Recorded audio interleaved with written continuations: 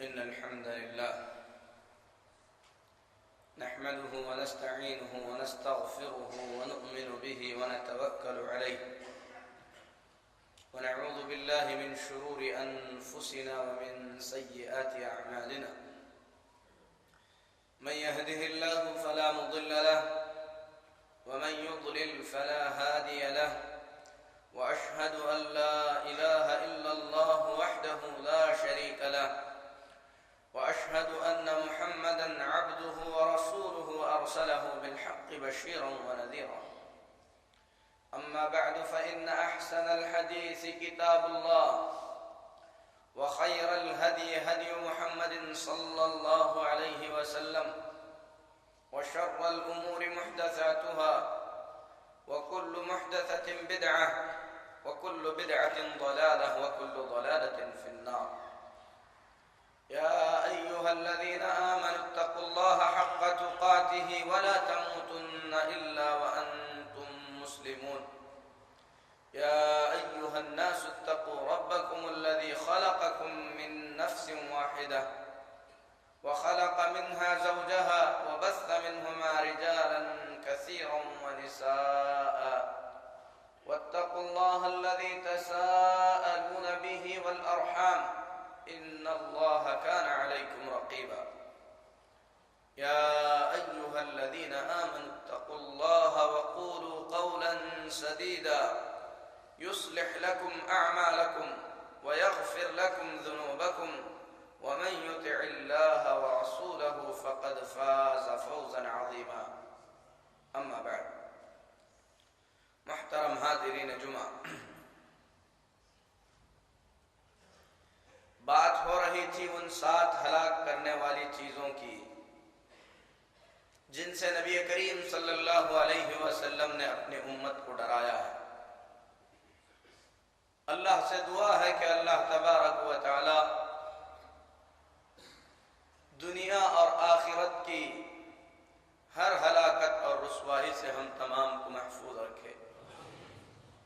جنت الفردوس اللہ رب العالمین عطا فرمائے، اپنے دیدار کا شرف اللہ رب العالمین ہم تمام کو عطا فرمائے۔ میرے محترم بھائیوں، ان 7 ہلاک کرنے والی چیزوں میں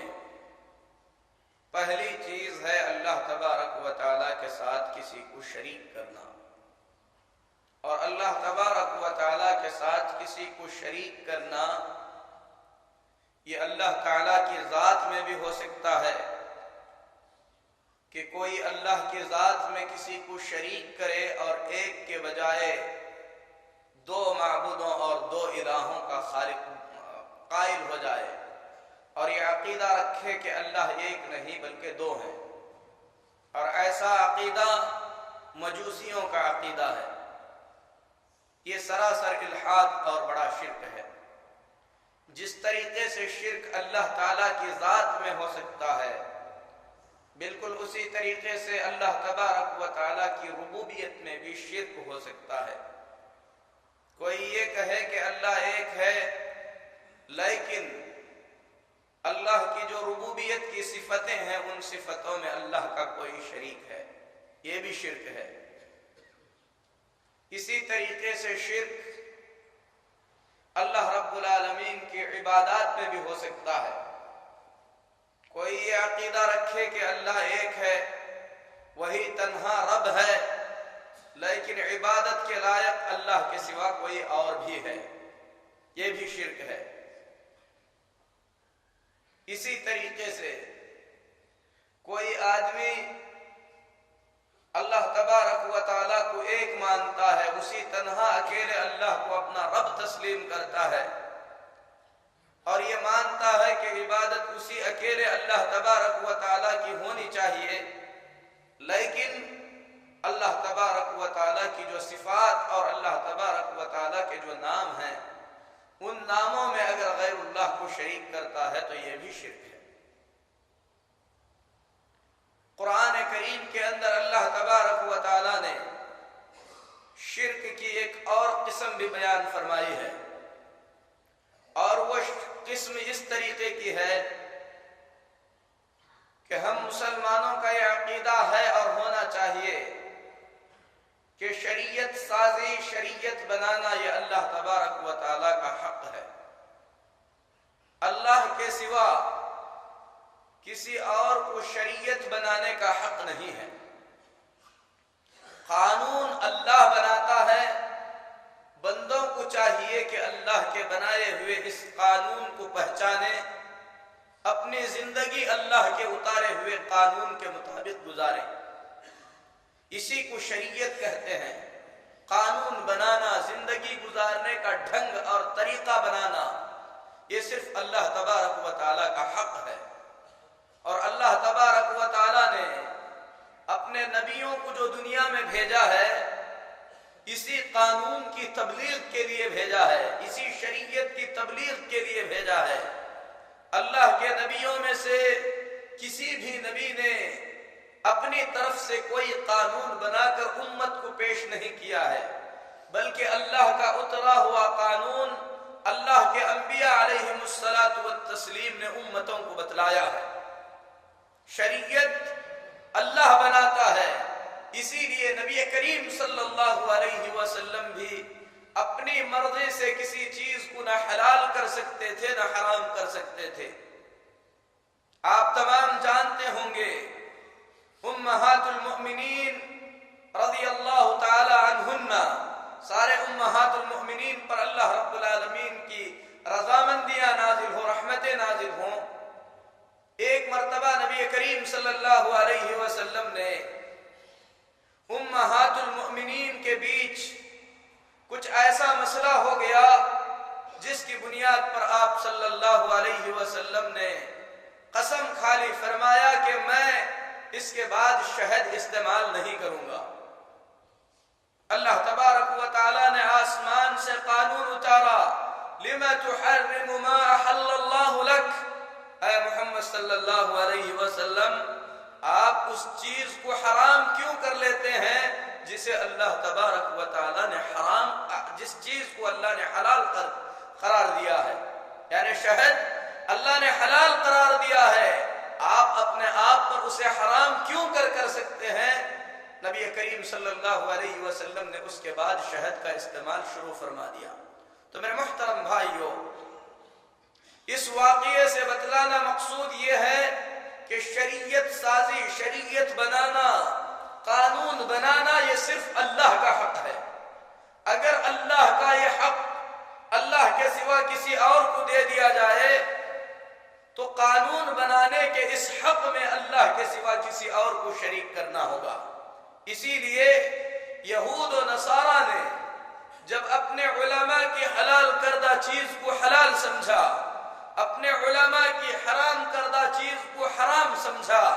اللہ کے قانون کی طرف انہوں نے نہیں دیکھا، تو اللہ تبارک و تعالیٰ نے ان کے اس شرک کو بیان کرتے ہوئے فرمایا، اتخذوا احبارهم ورهبانهم اربابا من دون اللہ،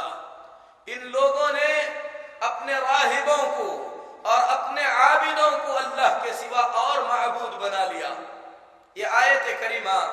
جب نبی کریم صلی اللہ علیہ وسلم نے تلاوت کی تو عدی بن حاتم رضی اللہ تعالی عنہ، جو کہ اسلام لانے سے پہلے نصارہ کے بہت بڑے عالم رہ چکے تھے، کہنے لگے کہ اے اللہ کے رسول صلی اللہ علیہ وسلم، اللہ تبارک و تعالی اس آیت کریمہ میں فرماتا ہے کہ یہود و نصارہ نے اپنے پادریوں کو اور اپنے عابدوں کو اللہ کے سوا رب بنا لیا، حالانکہ یہود و نصارہ اپنے علماء کی عبادت نہیں کیا کرتے تھے۔ تو نبی کریم صلی اللہ علیہ وسلم نے انہیں سمجھاتے ہوئے فرمایا کہ اے عدی، کیا یہود و نصارہ ان کے علماء کی حلال کی ہوئی چیز کو حلال اور ان کے علماء کی حرام کی ہوئی چیز کو حرام نہیں سمجھتے تھے؟ کہا کہ ایسا ہی کرتے تھے۔ تو نبی کریم صلی اللہ علیہ وسلم نے فرمایا یہی ان کا اپنا رب بنانا ہے، کیونکہ حلال کرنا اللہ کا حق ہے، حرام کرنا اللہ کا حق ہے۔ کسی عالم کو، کسی مفتی کو، کسی امام کو، کسی پیر کو یہ حق نہیں پہنچتا کہ اللہ کی حلال کی ہوئی چیز کو حرام کر دے یا اللہ کی حرام کی ہوئی چیز کو حلال کر دے۔ تو میرے محترم بھائیوں، شرک کی من جملہ قسموں میں سے ایک قسم یہ بھی ہے کہ شریعت سازی کا حق، شریعت بنانے کا حق، حلال و حرام کرنے کا حق اللہ کے سوا کسی اور کو عطا کیا جائے۔ شرک کی یہ جو ساری شکلیں بیان کی گئی، اللہ کی ذات میں شریک کرنا، اللہ کے ربوبیت میں شریک کرنا، اللہ کی عبادت میں شریک کرنا، اللہ تبارک و تعالیٰ کے اسماء و صفات یعنی اللہ کی ناموں اور اللہ کے صفتوں میں کسی کو شریک کرنا، شرک کی یہ ساری قسمیں شرک اکبر یعنی بڑا شرک کہلاتی ہیں۔ آدمی اگر ان میں سے کسی ایک شرک کو اپنی زندگی میں ایک مرتبہ کر لے تو ایسی صورت میں اس کے زندگی کی ساری نیکیاں جل کر خاک ہو جاتی ہیں،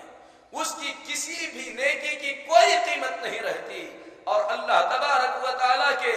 فرمان کا، اللہ تبارک و تعالیٰ کی دی ہوئی اس دھمکی اور وعید کا شکار ہو جاتا ہے جس میں رب العالمین نے فرمایا جو شرک کرتا ہوا مرے، اللہ نے اس پر جنت کو حرام کر دیا اور اس کا ٹھکانہ جہنم ہے جس میں وہ ہمیشہ ہمیشہ رہے گا اور ظالموں کا کوئی مددگار نہیں ہے۔ اے اللہ، تو اپنی مہربانی سے ہم تمام کو ہر قسم کے شرک سے محفوظ رکھ، ہمارے نامہ اعمال کو اے اللہ شرک کی سیاہی سے محفوظ رکھنا اور توحید پر قائم رکھنا۔ میرے محترم بھائیوں، جس طریقے سے شرک اکبر ہوتا ہے، بڑا شرک ہوتا ہے جس کو کرنے والا ملت اسلامیہ سے خارج ہو جاتا ہے، مسلمان باقی نہیں رہتا، اسی طریقے سے شرک کی ایک قسم ہے شرک اصغر، چھوٹا شرک، جو کہ اس بڑے شرک کی بنسبت چھوٹا ہے لیکن گناہ کے اندر یہ بھی بہت ہی زیادہ خطرناک اور بہت ہی زیادہ بڑا ہے۔ بلکہ نبی کریم صلی اللہ علیہ وسلم نے شرک اصغر کے بارے میں فرمایا کہ اے میری امت کے لوگوں، مجھے جتنا خوف دجال سے لگتا ہے میری امت پر، اس سے زیادہ خوف مجھے میری امت پر شرک اصغر سے لگتا ہے۔ شرک اصغر کوئی معمولی چیز نہیں ہے، بلکہ یہ شرک اکبر کی طرف لے جانے والا زینا اور شرک اکبر کی طرف لے جانے والی ایک سیڑھی ہے۔ اسی لیے شرک اصغر کو جاننا، اس سے بچنے کی کوشش کرنا بھی ایک مسلمان کے لیے انتہائی ضروری ہے۔ شرک اکبر اور اصغر ہوتا ہے، اس کی دلیل مسند احمد کی وہ حدیث ہے جس میں نبی کریم صلی اللہ علیہ وسلم نے فرمایا ان اخوف ما اخاف علیکم الشرک الاصغر، مجھے سب سے زیادہ خوف تم پر جس چیز سے ہوتا ہے وہ یہ ہے کہ کہیں تم شرک اصغر یعنی چھوٹے شرک میں مبتلا نہ ہو جاؤ۔ اسی طریقے سے نبی کریم صلی اللہ علیہ وسلم نے فرمایا کہ شرک اصغر ریاکاری اور دکھاوا ہے۔ حضرت شداد بن اوس رضی اللہ تعالیٰ عنہ فرماتے ہیں ہم لوگ رسول اکرم صلی اللہ علیہ وسلم کی حیات طیبہ میں، آپ کی زندگی میں ریاکاری کو چھوٹا شرک شمار کیا کرتے تھے۔ شرک اصغر ہوتا کیا ہے؟ میرے محترم بھائیوں، شرک اصغر کا مطلب ہے ایسا عمل، ایسا کام جسے اللہ اور اس کے رسول صلی اللہ علیہ وسلم نے شرک قرار دیا ہے، لیکن وہ کام ایسا ہے جو آدمی کو اسلام کے دائرے سے خارج نہیں کرتا۔ ایسا عمل جسے اللہ اور اس کے رسول صلی اللہ علیہ وسلم نے شرک کہا، لیکن ایسا کرنے والا کرنے کے بعد بھی مسلمان باقی رہتا ہے، بڑے گناہ کا مرتکب ہوتا ہے، کافر نہیں ہوتا، ایسے عمل کو شرک اصغر کہا جاتا ہے۔ مثلا ایک آدمی نماز پڑھتا ہے، نماز پڑھتے ہوئے اس کے دل میں ایک خیال آ جائے کہ میرے بازو میں بیٹھا ہوا آدمی مجھے دیکھ رہا ہے، لہذا مجھے اپنی نماز کو سنوار کر اچھے انداز میں پڑھنا چاہیے، سامنے والے کو خوش کرنے کے لیے، سامنے والے کو دکھانے کے لیے اگر اس نے اپنی نماز کو اچھا کیا تو یہ ریاکاری ہے۔ اللہ کے نبی صلی اللہ علیہ وسلم نے فرمایا کہ یہ شرک ہے، لیکن کیا ایسا کرنے والا کافر ہو جاتا ہے؟ نہیں، ایسا کرنے والا کافر نہیں ہوتا، لیکن ایک بڑے گناہ میں مبتلا ہو جاتا ہے جسے نبی کریم صلی اللہ علیہ وسلم نے شرک قرار دیا ہے۔ تو میرے محترم بھائیوں، شرک اصغر کا مطلب ہے ایسا عمل شریعت میں جسے شرک قرار دیا گیا لیکن اسے کرنے سے آدمی کافر نہیں ہوتا، ایسا عمل جسے شریعت نے شرک قرار دیا اور وہ بڑے شرک کی طرف لے جانے کا ذریعہ اور سبب بنتا ہے، اسے شرک اصغر کہا جاتا ہے۔ قرآن پاک میں اللہ تبارک و تعالیٰ کا فرمان ہے، ان اللہ لا یغفر ان یشرک بہ ویغفر ما دون ذلک لمن یشاء ومن یشرک باللہ فقد ضل ضلالا بعیدا۔ اللہ تبارک و تعالیٰ شرک کو معاف نہیں کرتا، شرک کے سوا جس گناہ کو اللہ چاہتا ہے بخش دیتا ہے، جو اللہ کے ساتھ کسی کو شریک کرتا ہے وہ دور کی گمراہی میں چلا جاتا ہے۔ تو میرے محترم بھائیوں، سوال یہ ہے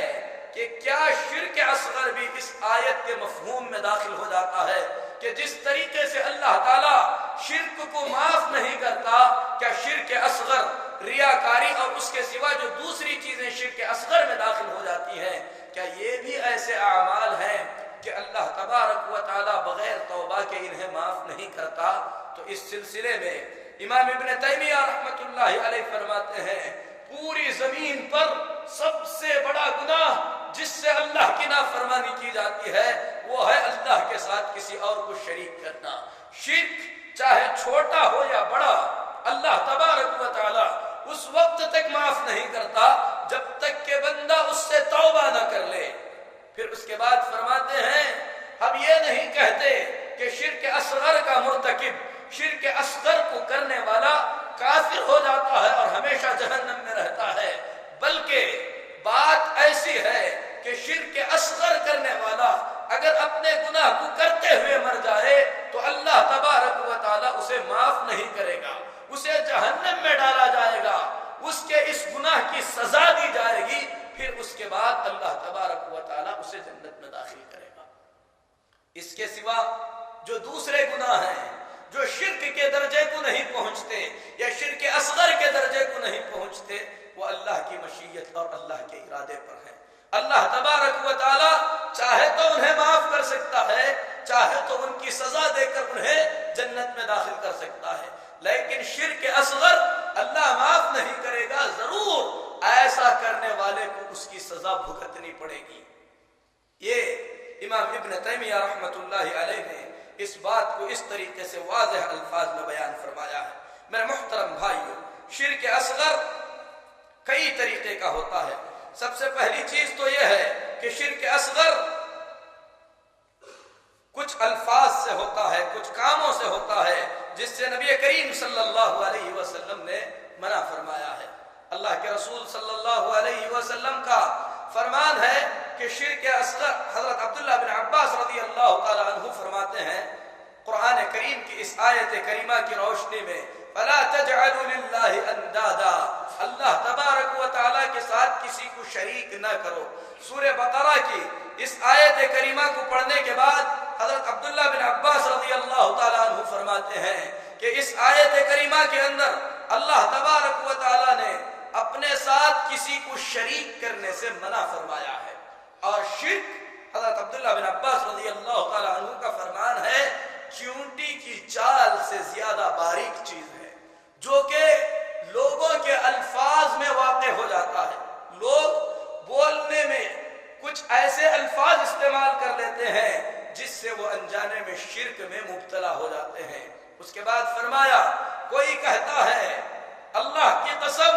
اور تمہاری قسم میں ایسا نہیں کروں گا، عبداللہ بن عباس رضی اللہ تعالیٰ عنہ فرماتے ہیں کہ یہ شرک ہے، اور یہ چیز معاشرے کے اندر عام ہے۔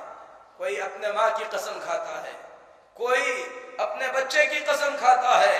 کوئی کسی بڑی چیز کی قسم کھاتا ہے، کوئی اپنے پیر کی قسم کھاتا ہے، اور عاشقوں میں یہ بات عام ہے کہ عاشق اپنے محبوبہ کے سر کی قسم کھاتا ہے۔ یہ سب کا سب شرک ہے جس سے نبی کریم صلی اللہ علیہ وسلم نے منع فرمایا ہے۔ آپ فرماتے ہیں من حلف بغیر اللہ فقد اشرک، ابو داؤد کی روایت ہے، جس نے اللہ کے سوا دوسروں کی قسم کھائی اس نے اللہ کے ساتھ شریک کیا۔ بخاری اور مسلم میں ہے من کان حالفا فلیحلف باللہ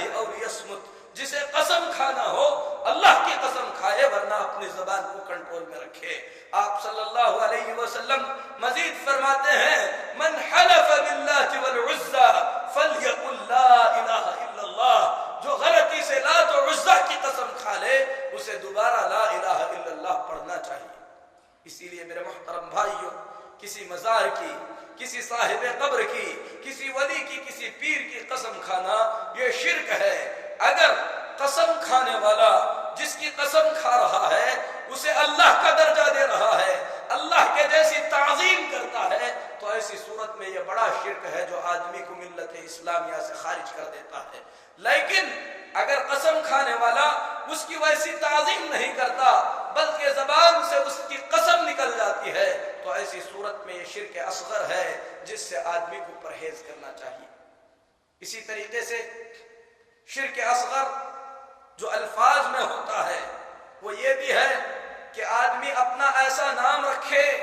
جس نام کے معنی اور مطلب میں اللہ کے علاوہ دوسروں کی بندگی کا اظہار ہوتا ہے۔ امام ابن القیم رحمت اللہ علیہ فرماتے ہیں اپنے آپ کے لیے عبد علی یعنی علی کا بندہ، حسین کا بندہ، نبی کا بندہ، رسول کا بندہ،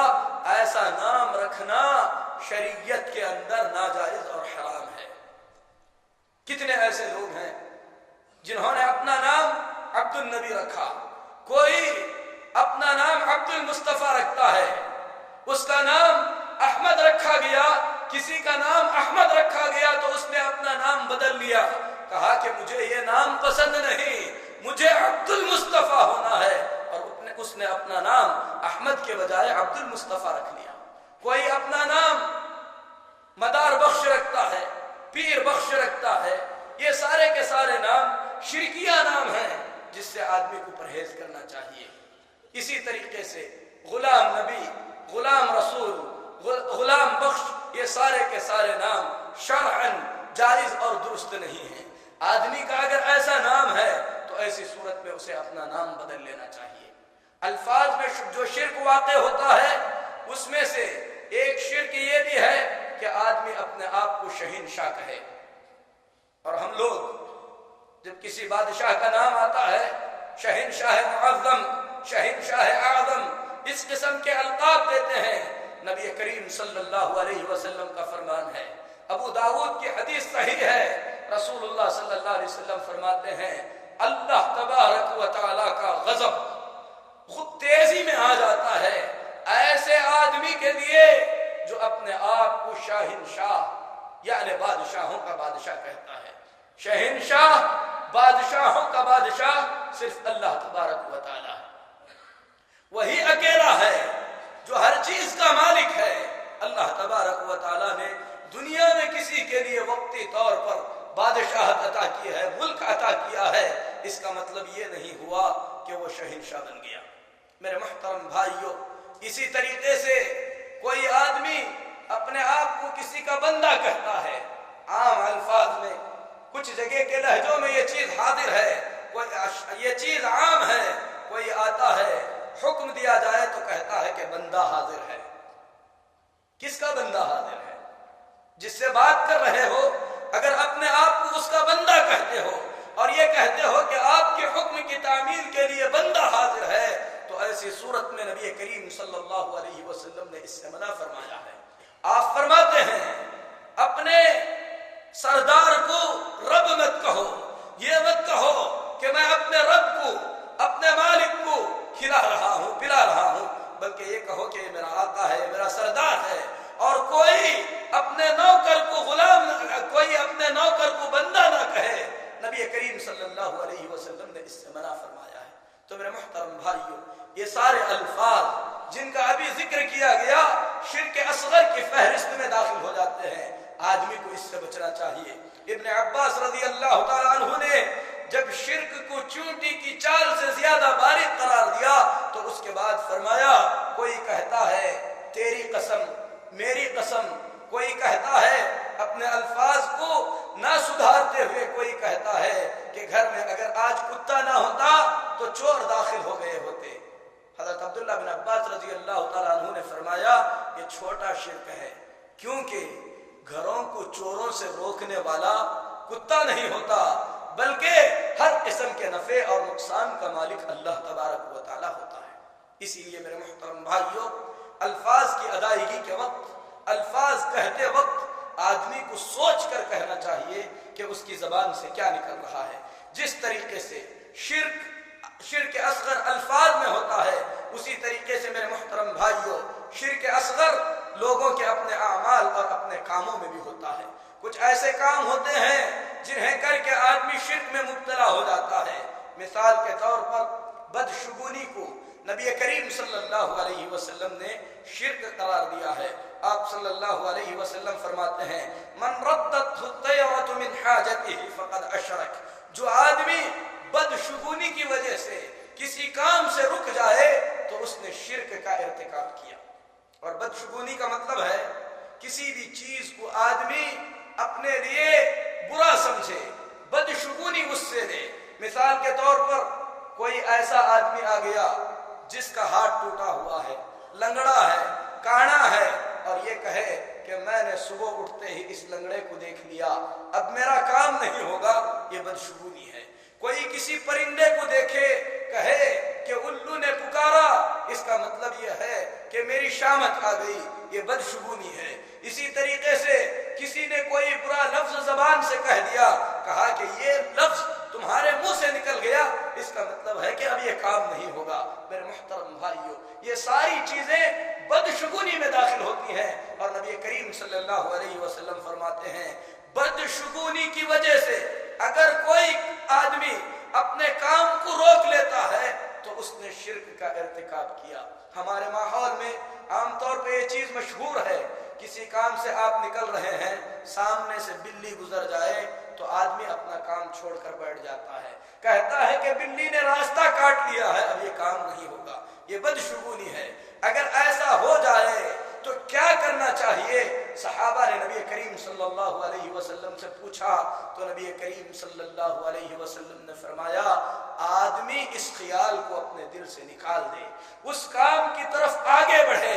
اور یہ کہے اللہم لا خیر الا خیرک ولا طیر الا طیرک ولا الہ غیرک، اے اللہ بھلائی ہوتی ہے تو تجھ سے ہوتی ہے، اگر تکلیف پہنچتی ہے تجھ سے پہنچتی ہے، اے اللہ تیرے سوا کوئی دوسرا معبود نہیں ہے۔ عبداللہ بن مسعود رضی اللہ تعالیٰ عنہ فرماتے ہیں نبی کریم صلی اللہ علیہ وسلم نے فرمایا الطیرۃ شرک، بدفالی لینا، بدشگونی لینا یہ شرک ہے۔ معاویہ بن حکم السلمی رضی اللہ تعالیٰ عنہ نے نبی کریم صلی اللہ علیہ وسلم سے فرمایا وَمِنَّا أُنَاسٌ يَتَطَيَّرُونَ، اے اللہ کے نبی صلی اللہ علیہ وسلم ہمارے ساتھ کچھ ایسے لوگ ہوتے ہیں جو بدشگونی لیا کرتے ہیں، تو نبی کریم صلی اللہ علیہ وسلم نے فرمایا یہ ایسی چیز ہے جو لوگوں کے دلوں میں آ تو جاتی ہے، لیکن آدمی اگر اس کی وجہ سے اپنے کام کو روک لے تو یہ شرک ہے، لیکن اس کی پرواہ کیے بغیر کام کر جائے تو ایسی صورت میں وہ گنہگار نہیں ہوگا۔ میرے محترم بھائیو، جو اعمال شرک اصغر میں داخل ہوتے ہیں ان میں سے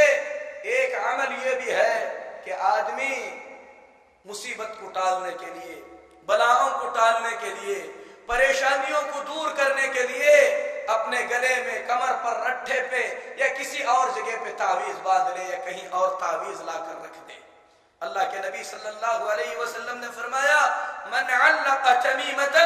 فقد اشرک، جس آدمی نے تعویذ لٹکا لی، تعویذ پہن لیا، اس آدمی نے شرک کیا۔ اگر آدمی کا عقیدہ یہ ہے کہ اس دھاگے کی وجہ سے میری بلا ٹلتی ہے، اس میں لکھے ہوئے کلمات کی وجہ سے میری بلا ٹلتی ہے، تو یہ بڑا شرک ہے جو آدمی کو ملت اسلامیہ سے خارج کر دیتا ہے۔ لیکن اگر کوئی یہ سمجھتا ہے کہ اس تعویذ کی وجہ سے اللہ تعالیٰ مجھے شفا عطا فرماتا ہے تو ایسی صورت میں یہ بدعت اور شرک اصغر ہے، آدمی کو اس سے اجتناب کرنا اور بچنا چاہیے۔ تعویذ چاہے نمبروں سے لکھا جائے وہ بھی حرام ہے، چاہے عربی زبان کے الفاظ سے لکھا جائے وہ بھی حرام ہے، یہاں تک کہ اس تعویذ کا استعمال بھی جائز نہیں ہے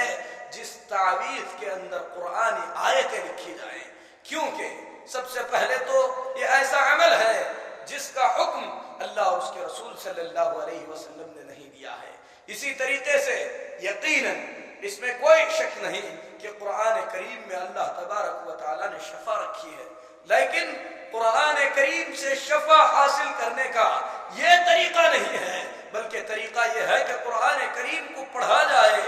دم کیا جائے، اس میں کوئی حرج نہیں ہے۔ آدمی قرآن کو سنے، قرآن کو پڑھے، اس سے شفا حاصل ہوگی، لیکن ورقے میں لکھ کر دھو کر پیے، یہ طریقہ نبی نے نہیں سکھلایا ہے۔ جس نے دوا بنایا ہے وہ بتا سکتا ہے کہ اس دوا کا استعمال کیسے ہونا چاہیے۔ اگر آپ ڈاکٹر کے دیے ہوئے انجیکشن کی دوا کو لے کر پی لیں گے، آپ کو شفا حاصل نہیں ہوگی، بلکہ اسے انجیکشن سے دیا جائے گا، ٹیبلٹ پی کر استعمال کیا جائے گا۔ اسی طریقے سے جو چیز جس طریقے سے استعمال کرنی ہے اسی طریقے سے اس کا استعمال ہونا چاہیے۔ محمد الرسول اللہ صلی اللہ علیہ وسلم نے قرآن کو شفا بتلایا۔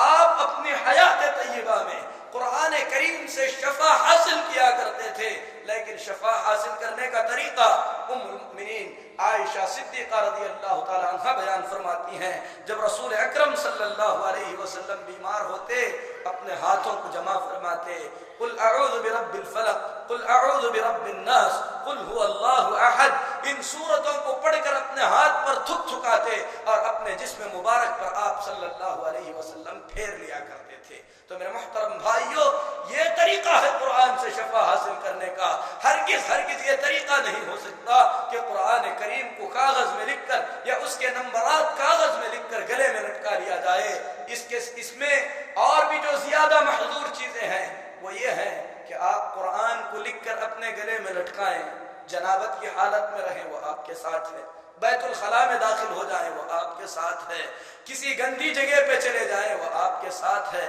آپ برا کر رہے ہیں وہ آپ کے ساتھ ہے، اچھا کر رہے ہیں آپ کے ساتھ ہے، وہ حرام ہونے کے ساتھ ساتھ جانے انجانے میں قرآن کریم کی توہین اور بے عزتی ہے۔ اللہ تبارک و تعالی ہم تمام کو اس عمل سے محفوظ رکھے۔ میرے محترم بھائیوں، اسی طریقے سے شرک اصغر جو اعمال میں ہوتا ہے ان میں سے ایک عمل کسی کاہن اور نجومی کے پاس جانا ہے۔ اللہ کے رسول صلی اللہ علیہ وسلم فرماتے ہیں جو کسی کاہن اور نجومی کے پاس آئے، اس کے بتائے ہوئے باتوں کی تصدیق کرے، اس نے ان چیزوں کا انکار کیا جو اللہ نے محمد الرسول اللہ صلی اللہ علیہ وسلم پر نازل کیا ہے۔ اگر اسے عالم الغیب سمجھتا ہے، اس کے باتوں کی تصدیق کرتا ہے، تو یہ عمل کفر ہے جو آدمی کو ملت سے خارج کر دیتا ہے۔ لیکن اگر آدمی جا کر صرف اس سے پوچھتا ہے تو اس سلسلے میں نبی کریم صلی اللہ علیہ وسلم فرماتے ہیں جو کسی نجومی کے پاس آئے، اس سے کسی چیز کے بارے میں پوچھے، تصدیق کرے یا نہ کرے اس کی وضاحت نبی نے نہیں فرمائی۔ آپ فرماتے ہیں جو کسی کاہن کے پاس آ کر کچھ پوچھے گا، مسلم شریف کی روایت ہے 40 دن تک اس کی نماز قبول نہیں ہوگی۔ میرے محترم بھائیو، شرک اصغر میں سے ایک اور عمل ہے جس کا تعلق انسان کے اپنے دل سے ہے، ریاکاری اور دکھاوا۔ نبی کریم صلی اللہ علیہ وسلم نے فرمایا مجھے سب سے زیادہ جس چیز سے ڈر لگتا ہے شرک اصغر یعنی دکھاوے سے ڈر لگتا ہے کہ میری امت دکھاوے میں مبتلا نہ ہو جائے۔ اسی طریقے سے دنیا کا کوئی ایسا عمل، آخرت کا کوئی ایسا عمل جسے اللہ کو راضی کرنے کے لیے کیا جاتا ہے، اگر وہ عمل آدمی دنیا طلبی کے لیے کرے، دنیا کے خاطر کرے، تو ایسی صورت میں یہ بھی شرک اصغر میں داخل ہو جاتا ہے۔ اور نبی کریم صلی اللہ علیہ وسلم فرماتے ہیں اللہ کو راضی کرنے والے اعمال، دنیا حاصل کرنے کے لیے کرنے والے جنت کی خوشبو بھی نہیں پائیں گے۔ اللہ سے دعا ہے اللہ تبارک و تعالی ہر قسم کے شرک سے ہماری زندگیوں کو محفوظ رکھے، اللہ تعالی توحید پر قائم رکھے، توحید پر اللہ تبارک و تعالی وفات عطا فرمائے۔ میرے محترم بھائیوں، ان خطبوں میں مختصر طور پر 7 ہلاک کرنے والی چیزوں میں سے ایک بڑی چیز شرک کے متعلق مختصر طور پر کچھ بیان کیا گیا۔ اگلے خطبے میں انشاءاللہ رب العالمین کی مرضی سے ہلاک کرنے والی چیزوں میں سے دوسری چیز جس کے بارے میں نبی کریم صلی اللہ علیہ وسلم نے فرمایا السحر یعنی جادو کرنا اور کرانا، اس سلسلے میں تفصیلی باتیں آپ لوگوں کے سامنے آئیں گی۔ رب سے دعا کرتے ہیں اللہ تبارک و تعالی دین اسلام کو صحیح طور پر سمجھنے کی توفیق عطا فرمائے۔ اقول قولی ھذا واستغفر اللہ لی ولکم ولسائر المسلمین فاستغفروہ انہ هو الغفور الرحیم۔